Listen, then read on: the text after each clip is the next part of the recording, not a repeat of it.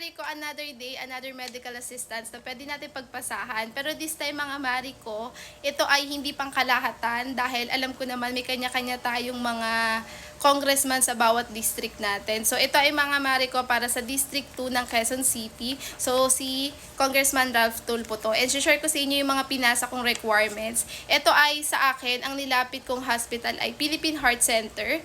Procedure po siya.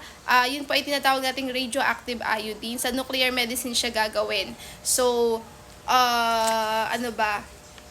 Try nyo pumunta sa mga congressman nyo, sa mga kada distrito natin, at doon kayo magtanong. So again, ito po ay sa District 2 ng Quezon City. So sa mga taga Quezon City District 2 dyan, pwede kayong lumapit kay Congressman Ralph Tulfo para sa medical assistance po. So kung nangangailangan kayo ng tulong para sa gamutan nyo, meron po sa kanila, magpasa lang kayo. So tiyaga-tiyaga lang, ganun, 'di ba? So again, ito na yung mga requirements na pinasa ko. So, personal letter with contact number, address to Congressman Ralph Tulfo. So, eto guys, pwede siyang handwritten. Pero yun sa akin, pinrint ko na lang kasi that time talaga medyo nanginginig yung katawan ko kasi sobrang pagod na din nun.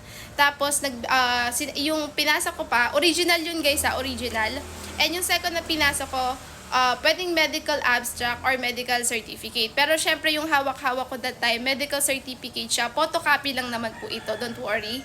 And ito naman, pangatlo, ito yung isa, pwedeng reseta, laboratory, or request with price quotation. So, ang pinasa ko dito sa pangatlo na to mga Mari ko, yung procedure ko nga sa Philippine Heart Center. So, saan ko nakuha yung quotation? Syempre, humingi po ako sa Philippine Heart Center doon sa nuclear medicine. Sila yung nagbigay sa akin. So, kung wala pa kayo ng mga ganitong quotation, manghingi po kayo sa hospital na pinagpapacheck-upan nyo.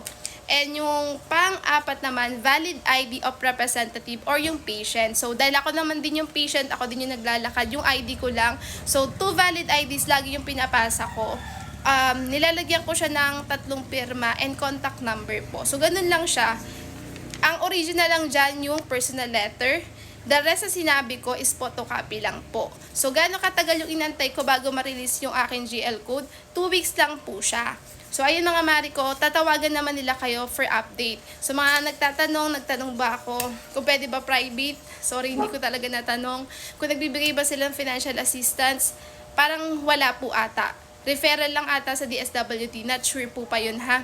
So, tanungin nyo na lang. Kasi hindi ako masyado nagtanong guys, kasi nga, for procedure lang ako. And alam ko na kasi yung sistema nito kasi nakapagpasa na ako sa anak ko before. So, again, sa mga taga-district to dyan, pwede kayong lumapit dito for your medical assistance para, alam nyo nga, kung tumatanggap yung hospital nyo ng guarantee letter, pwede kayong lumapit sa kanila. So, ayun lang. Bye-bye.